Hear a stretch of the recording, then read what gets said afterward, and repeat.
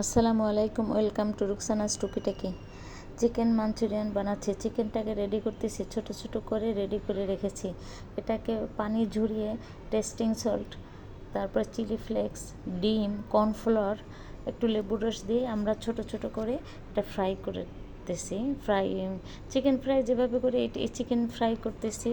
এটাকে পরে মানে একে একে করে সবগুলো ভেজে নিব সুন্দর করে। এগুলো তো এমনিও খালি খেতে খুব মজা লাগে, তাই একে একে করে ভেজে নিচ্ছি। ব্রাউন কালার যখন হবে তখন তুলে ফেলবো। এই যে আরেকটু ভাজবো, একটু ডিপ করব। এই যে ভাজা হয়ে গেছে এখন প্রায়, এখন তুলে ফেলবো। এই যে সুন্দর একটা ফ্লেভার ঘ্রাণ বের হয়েছে, তারপরে একটু মসমসে হয়েছে।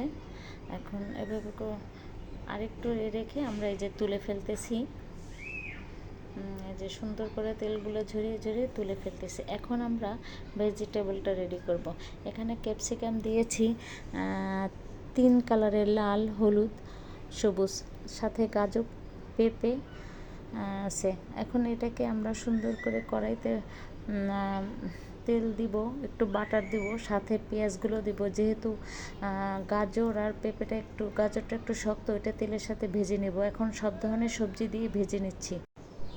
সবজিতে দিয়েছি একটু বাটার দিয়েছি তেলের সাথে, তারপরে একটু আদা বাটা, রসুন বাটা, তারপর সয়া সস, এমনি টমেটো সস, তারপরে এই যে কর্নফ্লাওয়ার দিয়েছি। এই যে হয়ে গেছে রান্না, মানে খুব সুন্দর একটা ফ্লেভার বের হয়েছে। উপরে একটু তিলের ছিটে দিয়ে ডেকোরেশন করেছি।